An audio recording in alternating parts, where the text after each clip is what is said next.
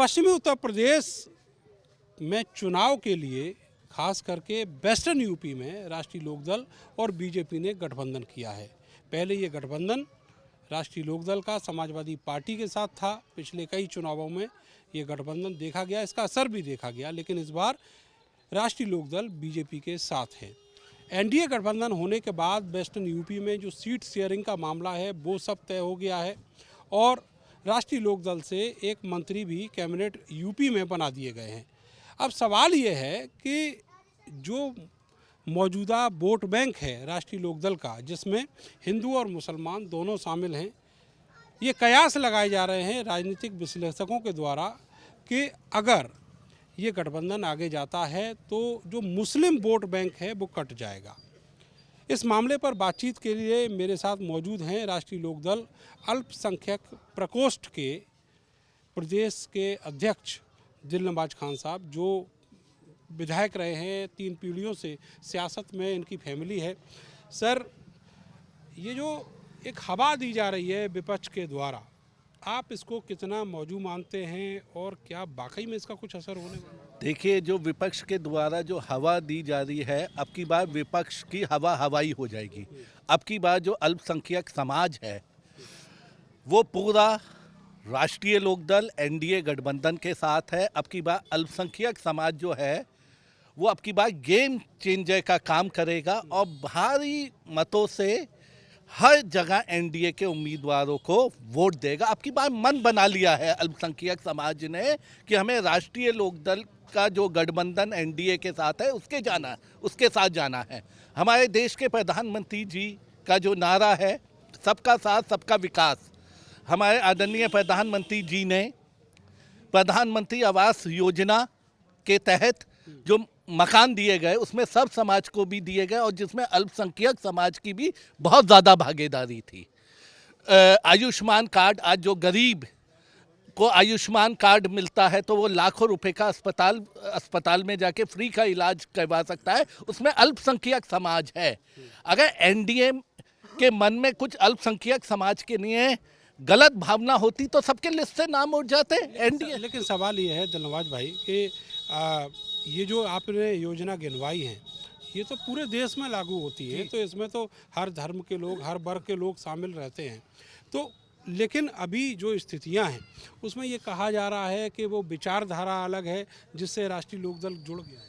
देखिए, मैं अपने नेता चौधरी जैन सिंह जी का तहे दिल से शुक्रिया अदा करना चाहता हूं कि जो कि उन्होंने एनडीए के साथ जाने का निर्णय लिया। अल्पसंख्यक समाज में खुशी की लहर है।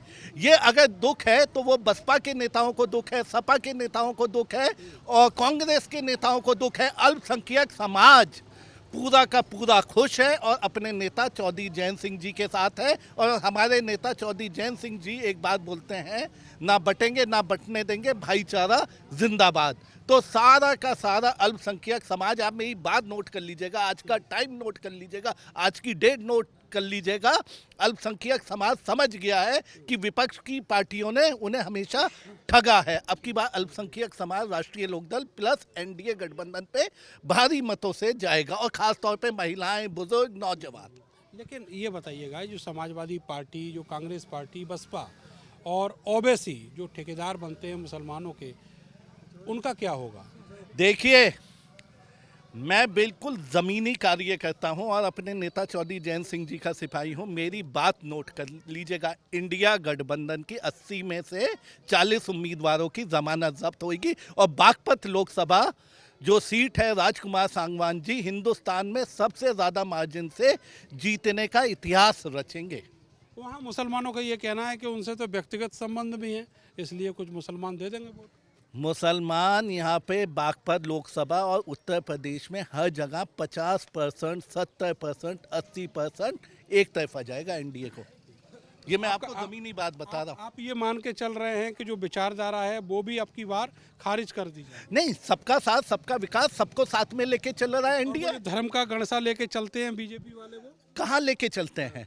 एक बात तो सुनिए, यहाँ पे बराबर में हिंदू भाइयों के भी गांव हैं, मुस्लिम भाइयों के हैं, सब आपस में प्रेम से रहते हैं और पूरा भाईचारा कायम है। और हमारे नेता तो कहते ही हैं कि भाईचारा जिंदाबाद।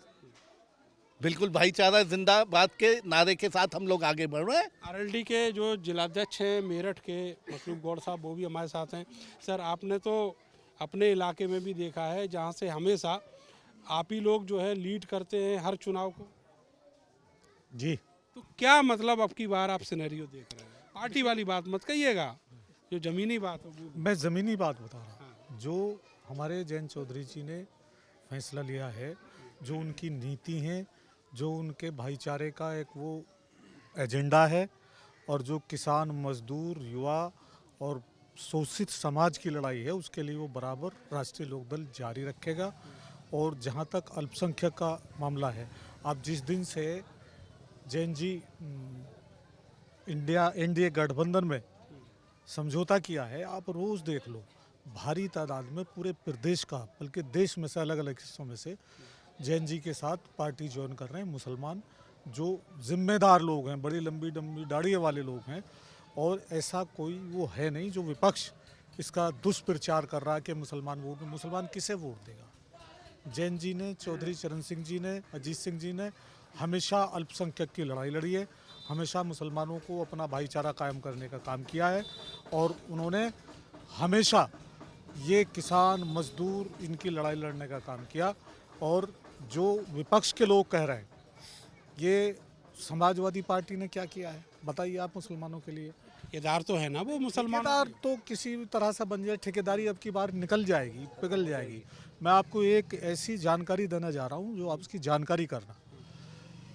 ये 2012 के बाद जो चुनाव हुआ, जिसमें माननीय मुलायम सिंह जी की, अखिलेश जी की सरकार थी, उनकी मनमोहन सिंह प्रधानमंत्री थे, उन्होंने राज्य सरकार को, उत्तर प्रदेश सरकार को 1000 करोड़ रुपया दिया था ऑटोमेटिक कमीले बनाने के लिए, जिसके आजम खां, जिनके लिए हम बहुत ज़्यादा उतावले होते हैं, जिसके आजम खां मंत्री थे, उनके अंडर में था।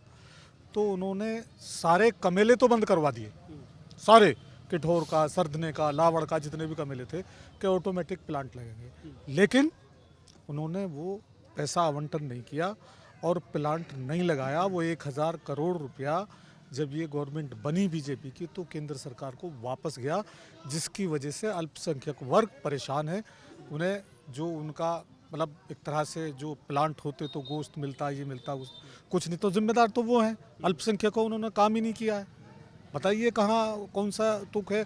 और अखिलेश जी ने तो इस गठबंधन को तोड़ा है, इसमें सेंध लगाई है, और अब वो हमारी पार्टी को खाना चाहते थे, नल के निशान पर चुनाव। आप ये मान के चल रहे हैं कि ये पार्टी अच्छा पार्टी फैसला है। पार्टी जो है वो अब सेफ है। और आपने एक और दावा किया कि जो मुसलमान है वो अब आतुर है सत्ता का रस चखने के लिए। ये तो देखिए हर आदमी होता है, कौन नहीं है? अखिलेश जी नहीं है? उन्होंने कितने घोटाले कर रखे हैं, क्यों नहीं बोले 5 साल तक आजम खां के नाम पे? बताइए, कोई धरना प्रदर्शन किया हो, कहीं एजेंडा चलाया हो, आजम खां का नाश लग गया तब बोले, क्यों नहीं बोले?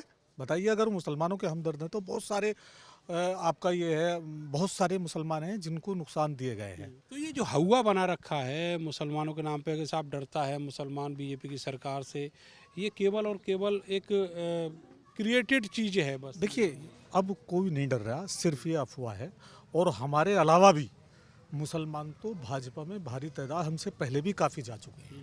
आप देख रहे हैं पूरे हिंदुस्तान में मुसलमान दिखाई देगा भाजपा के साथ भी। हमारा एनडीए गठबंधन हुआ है, और जैन जी को हम मुबारकबाद देते हैं कि उन्होंने ये अच्छा फैसला लिया है। और यहाँ जहाँ हम खड़े हैं खिवाई में, ये तो उनका पैतृक कार्य वो है, पैतृक इलाका है। पैतृक इलाका है। चौधरी चरण सिंह जी ने यहाँ भाईचारा बना के रखा, सबसे यहाँ वास्ते चौधरी अजीत सिंह जी ने रखा, अब जैन जी भी यहाँ हैं। मेरा एक सवाल और है आपसे, ये जो भारतीय किसान यूनियन है, ये बीच बीच में आवाज़ें निकालती रहे राष्ट्रीय लोकदल के इस गठबंधन के खिलाफ, आपने सुना भी होगा? जी सुना है। देखिए, वो बड़े नेता हैं, उनके बारे में आप भी जानते हैं, हम भी जानते हैं। मैं देख रहा था एक दिन टीवी पे इंटरव्यू सतपाल मलिक जी का, वो कह रहे थे कि राकेश टिकैत जहाँ जाएगा सौदा करने जाएगा, वो किसानों का हमदर्द है ही नहीं। और ये तो साबित करेंगे जैन जी के साथ ज़्यादा हैं या उनके साथ ज़्यादा है, वो कुछ नहीं करने वाले, वो तो अपने सौदागिरी करते हैं। तो ये मान लिया जाए 2022 से बेहतर जो रिजल्ट है वो देखने को मिलेगा वेस्टर्न यूपी? बेहतर रिजल्ट मिलेगा, बेहतर रिजल्ट मिलेगा। हमारी ये जो सीट है बागपत वाली और बिजनौर वाली, ये बहुत अंतराल से चुनाव जीतेंगे दोनों के दोनों।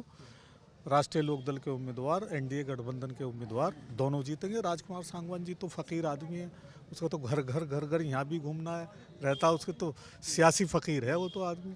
आपको भी मदद करनी चाहिए इसकी। बहुत बहुत शुक्रिया आप सबका। तो अब की बार जो सिनेरियो है वेस्टर्न यूपी में राष्ट्रीय लोकदल और बीजेपी के गठबंधन के बाद जो एनडीए का हिस्सा राष्ट्रीय लोकदल बनी है चौधरी चरण सिंह की, वो पार्टी जिसका दबदबा वेस्टर्न यूपी में माना जाता है, वो बदला हुआ दिखाई देगा। मुसलमान एक बड़ी तादाद में जुड़ा हुआ है पहले से, और वो अब की बार इस विचारधारा की जो दीवार थी उसको भी तोड़कर आगे जाएगा और साथ खड़ा होगा। चुनाव में बेहतर नतीजे होंगे, ये कहना है राष्ट्रीय लोकदल के नेताओं का। कैमरा सहयोगी सानू के साथ मैं नरेंद्र, भारत समाचार, मेरठ।